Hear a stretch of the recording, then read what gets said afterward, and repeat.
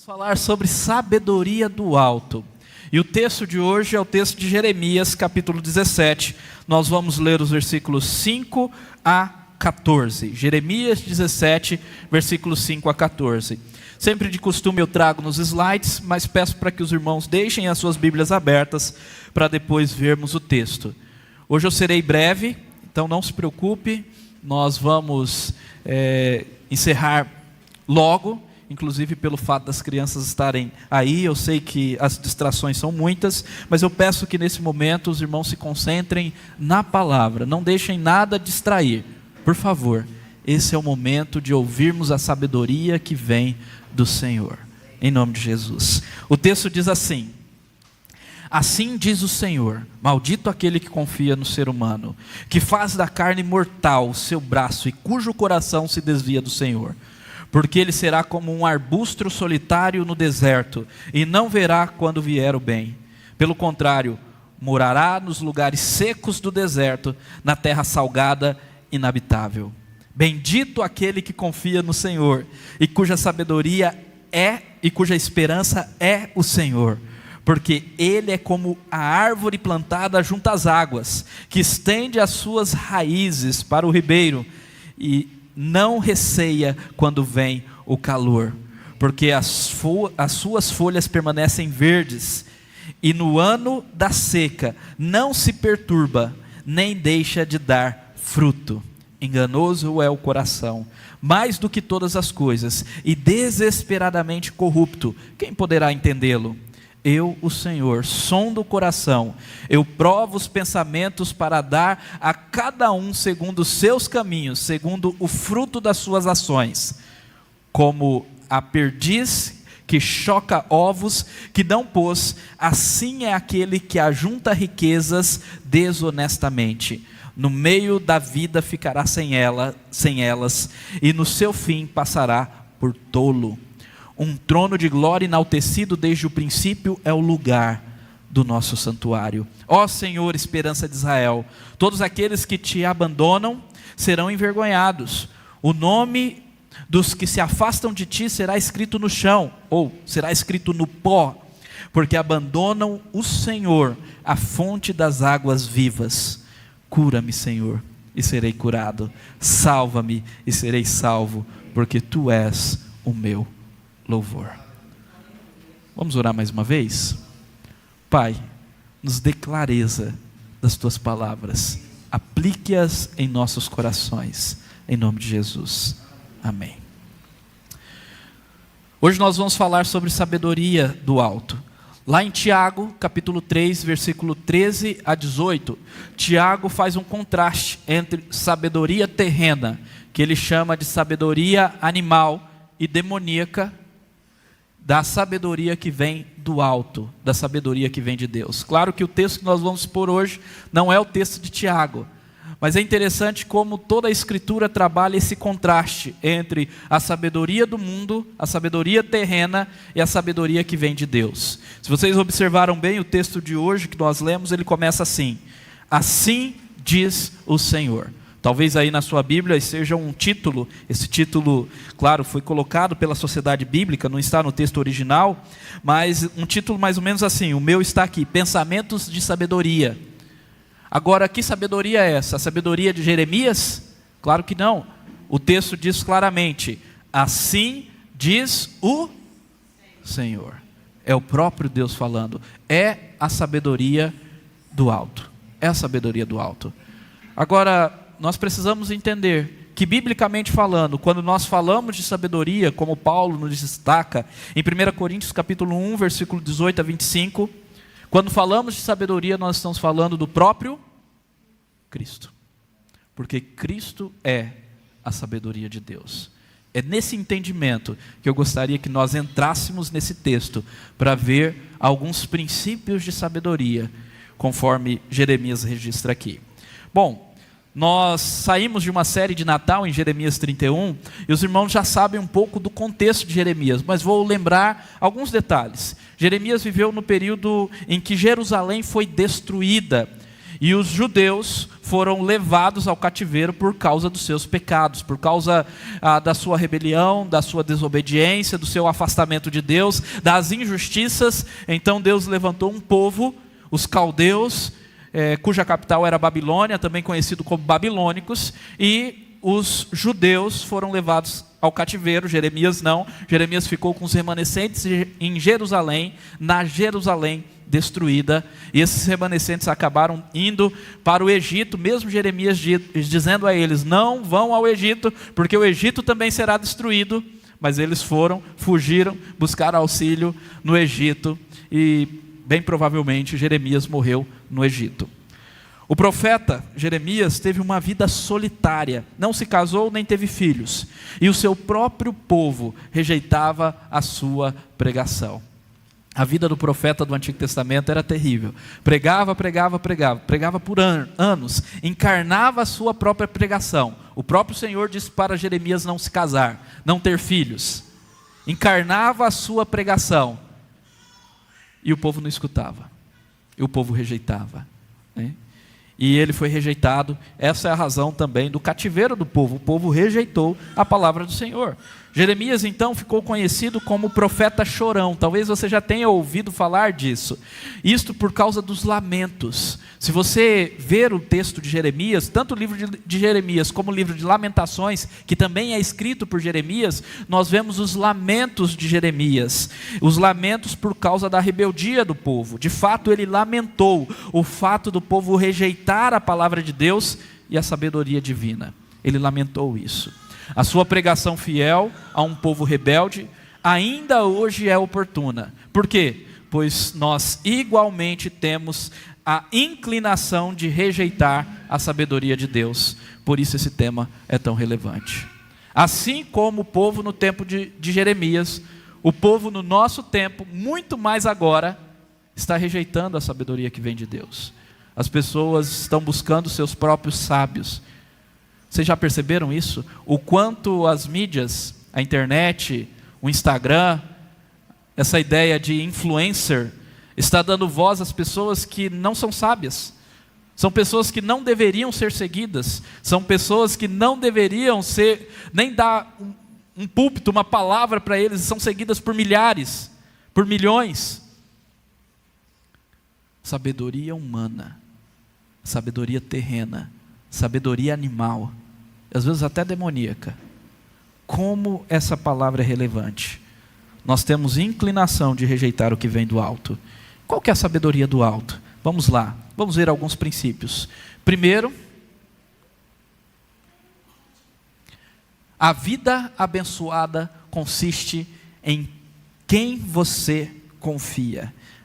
O primeiro princípio de sabedoria que nós temos aqui é este: a vida abençoada consiste em quem você confia. Olha só como o texto começa. Assim diz o Senhor, sabedoria do alto. É o Senhor dizendo: maldito aquele que confia no ser humano, ou no homem em algumas versões, que faz da carne mortal o seu braço.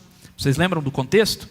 Jeremias, ele disse para o povo de Israel, para os judeus não irem para o Egito, não buscarem refúgio no Egito, porque o Egito também seria destruído. Então, maldito aquele que confia na carne mortal, no seu braço, e cujo coração se desvia do Senhor, porque ele será como um arbusto, solitário no deserto, e não verá quando vier o bem. Pelo contrário, morará nos lugares secos do deserto, na terra salgada, inabitável. Então, Jeremias está falando sobre confiança. Ele está dizendo: olha, não confie no homem. Essa é a sabedoria que vem do alto. Nós não podemos confiar. E isso tem a ver com bênção e maldição. O texto, o próprio Deus está dizendo: é maldito aquele que deposita a sua confiança no homem.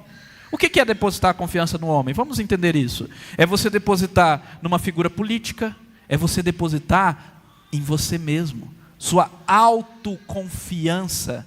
Agora não alto, mas alto com U, né? Sua autoconfiança. Olha, meus irmãos, nós vivemos numa sociedade que isso é muito normal. Porque nós nos consideramos ocidentais, e nesse mundo ocidental, americano, nessa filosofia de vida americana que nós vivemos aqui, nós temos muito essa tendência de confiar em nós mesmos, de confiar nas pessoas, de colocar a nossa confiança, às vezes numa figura pública, num político, às vezes até no pastor. E maldito é aquele que confia no homem. Quem que nós devemos confiar? Em Deus. Nós vamos ver isso no versículo 7. Mas olha só, aqui Jeremias, ele traz para nós o Salmo de número 1. No Salmo de número 1 é dito que aquele que anda nos caminhos do Senhor, aquele que tem prazer na lei do Senhor, é como árvore plantada junto à corrente das águas.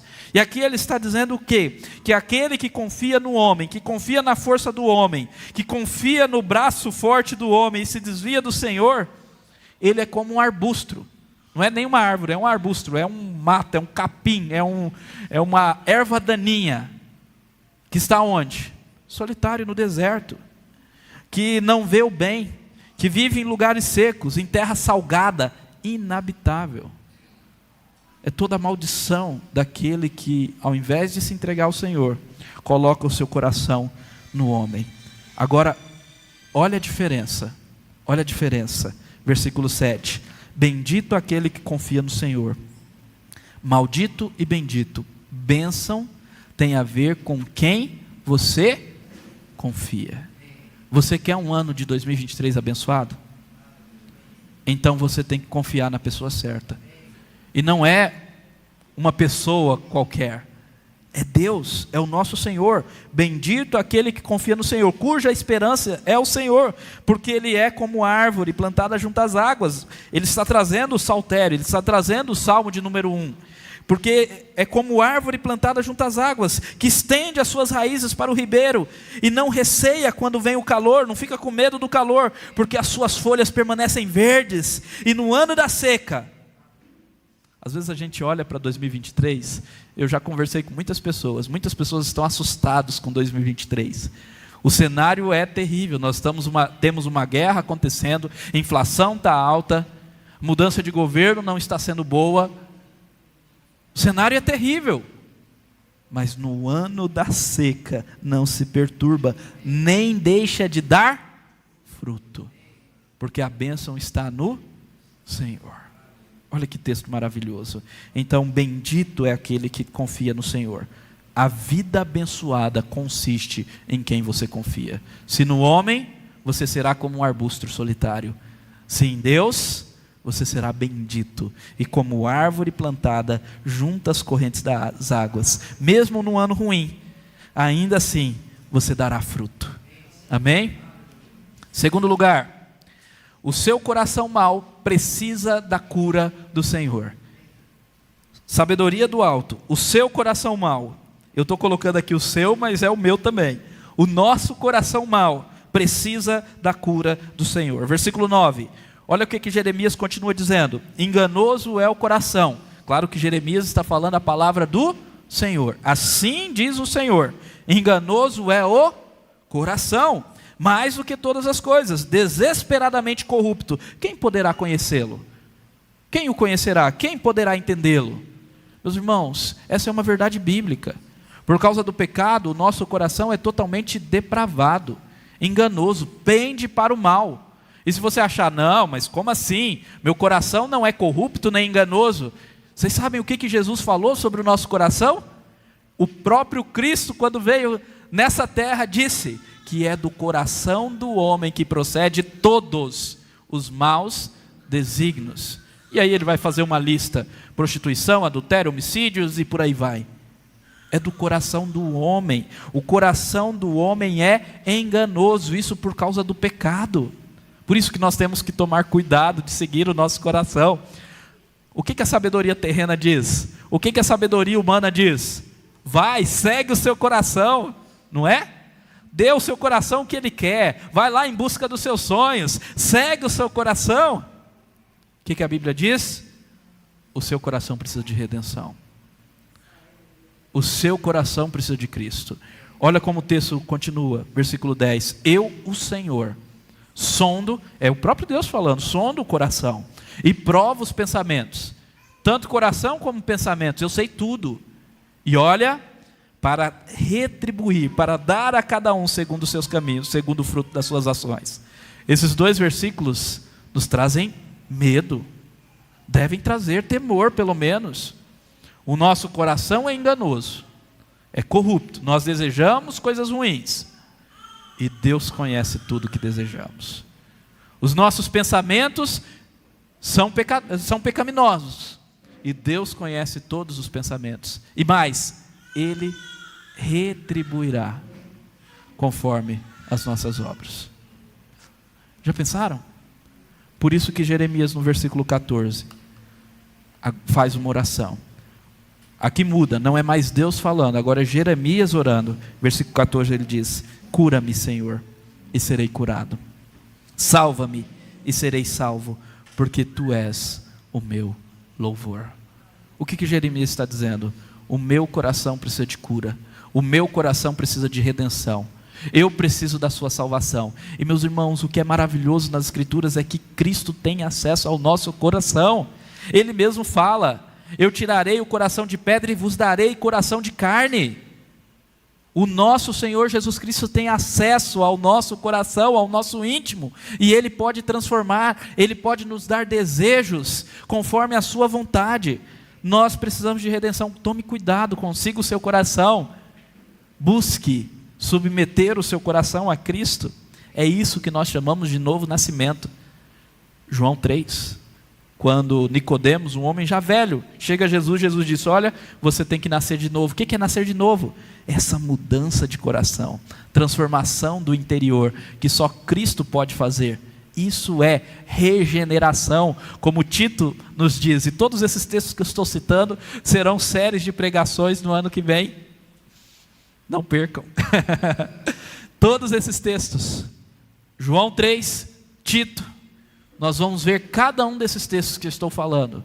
Regeneração, nascer de novo, transformação do coração. O seu coração é mau e precisa de cura do Senhor.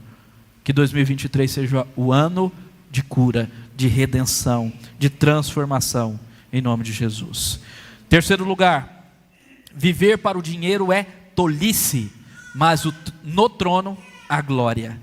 Viver para o dinheiro é tolice, mas no trono a glória. O Jeremias ele traz aqui uma ave, a perdiz, que choca os ovos que não pôs. Imagina, essa ave encontra os ovos ali e ela vai chocar aqueles ovos, mas não é dela.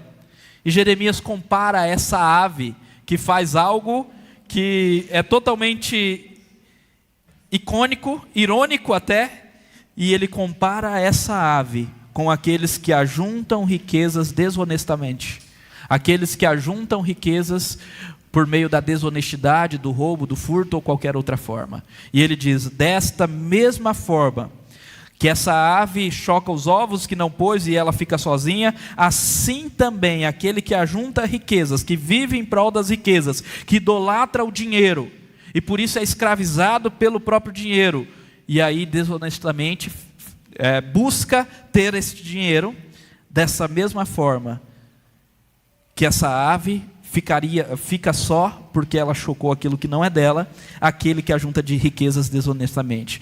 Olha o que ele diz: no meio da vida ficará sem elas, e no seu fim passará por tolo. Então aquele que ajunta riqueza desonestamente ficará sem a sua riqueza, e no fim da vida passará por tolo. Até pode morrer com riqueza, mas é tolice, porque nenhum dinheiro deste mundo pode comprar a vida eterna. Estão entendendo? Por isso que é tolice. Então viver para o dinheiro é tolice. Mas olha o contraste, um contraste sutil, mas tão maravilhoso. Um trono de glória enaltecido, desde o princípio, é o lugar do nosso santuário. Enquanto aquele que vive em prol do dinheiro, aquele que idolatra o dinheiro, talvez você colocou na sua lista, né?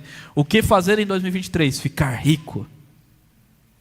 Aquele que idolatra o dinheiro, ganhar na Mega Sena da virada. Aquele que idolatra o dinheiro, está buscando glória nas riquezas. Existe um outro lugar que é a glória. Qual? Um trono. um trono glorioso, um trono enaltecido, é uma dupla ênfase, ele é glorioso, ele é cheio de muita glória, é enaltecido, desde o princípio e para todo sempre, é o lugar do nosso santuário. Aqui está fazendo uma referência ao templo, sim, o templo lá de Jerusalém, que foi destruído pelos caldeus, aquele templo que foi desprezado por causa das idolatrias, aquele templo que o nosso Senhor Jesus Cristo destruiu, mas reconstruiu em 3 dias. O nosso Senhor, a sua igreja, nós, templo do Espírito Santo. Meus irmãos, o santuário do Deus Altíssimo é o trono enaltecido, no trono há glória. Quando você busca riqueza, quando você busca qualquer outra coisa, poderíamos colocar qualquer outra coisa aqui, idolatricamente, prazer, felicidade, seja o que for, né? Filhos, família, autorrealização, qualquer coisa, você está buscando glória, e glória você só encontrará no trono, no santuário, diante do Senhor. Amém? Quarto princípio, esse é o quarto e último: Deus é a fonte da vida, só Ele pode nos dar esperança. Então, depois de falar do trono glorioso, Jeremias escreve: ó Senhor, esperança de Israel, todos aqueles que te abandonam serão envergonhados, o nome dos que se afastam de ti será escrito no chão, porque abandonam o Senhor, a fonte das águas vivas. Ó Senhor, esperança de Israel. Deus é a esperança de Israel. Deus é a nossa esperança, a esperança do seu povo. E por quê? Porque no finalzinho do texto diz: Ele é a fonte das águas vivas. Lembra da figura que Jeremias trouxe aqui? Aquele que confia no Senhor é como a árvore que é plantada junto ao ribeiro, a corrente da água. Agora o texto diz que Deus é essa fonte da água viva. E Jesus aplicou muito bem isso ao dizer que Ele é a água viva. Ele é a água viva. E que aquele que beber da água que Ele der, jamais terá sede. Então nós só teremos saciedade para a nossa alma no Senhor. É isso que o texto está nos oferecendo. Deus é a fonte de vida. A água viva é aquela água que nos dá vida e vida eterna, que alimenta a nossa alma, que nos sacia. É a mesma água que o salmista no Salmo 42 clama, ao dizer que assim como as corças suspiram, anseiam pelas águas, o seu coração, o coração do salmista, o nosso coração, anseia pelo Senhor. Só Ele pode nos dar esperança, porque só nele há vida. Em que você está colocando a sua esperança do ano de 2023? Em que está a sua esperança?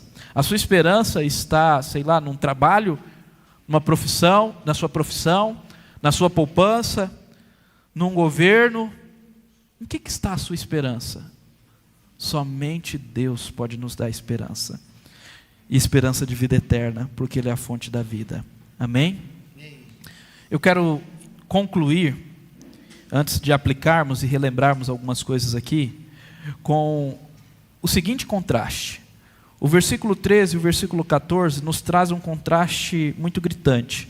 No versículo 13 nos é dito que serão envergonhados no pó, sofrerão uma humilhação no pó, aqueles que se afastam do Senhor. Olha o que o texto diz: todos aqueles que te abandonam serão envergonhados, humilhados.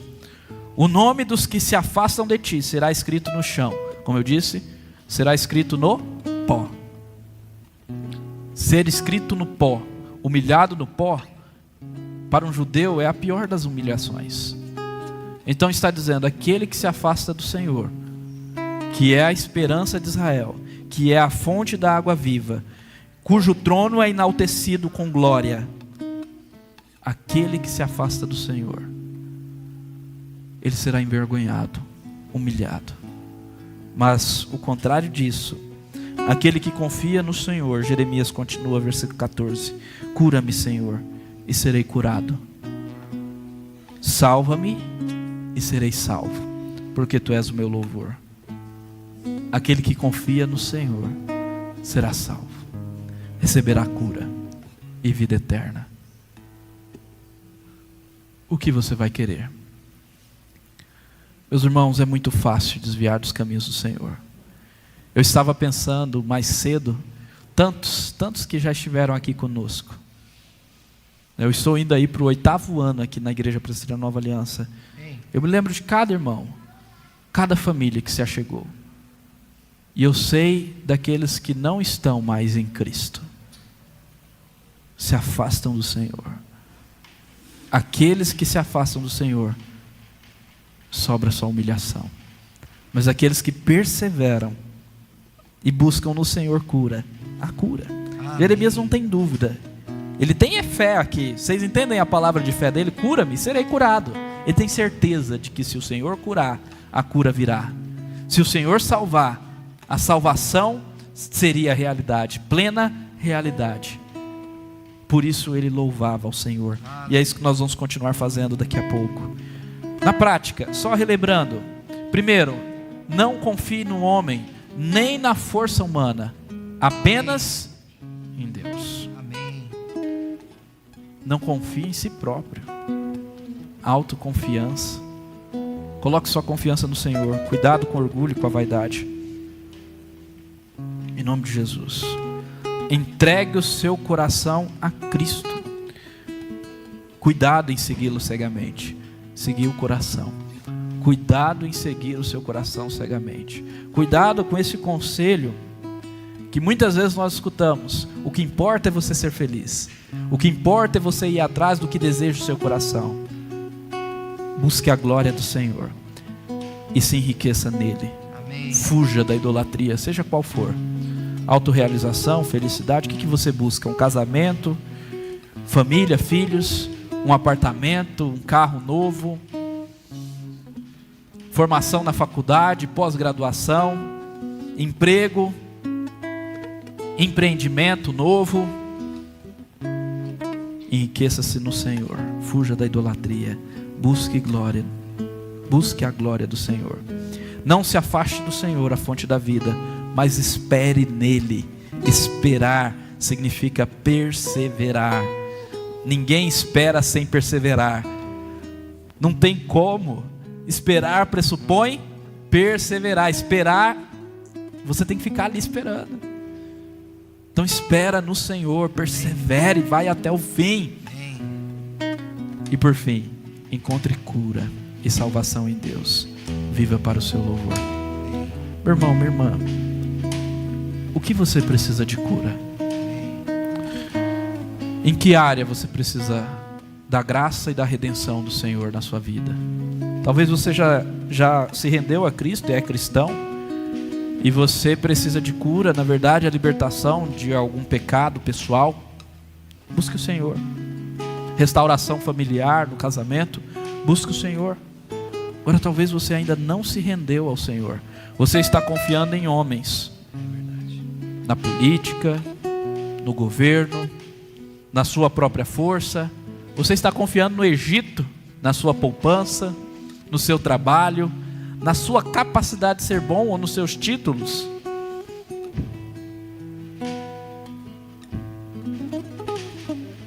Qualquer coisa que não seja Deus que você confiar, vai trazer maldição para a sua vida. Quer bênção? Se renda inteiramente ao Senhor. Amém. Em nome de Jesus.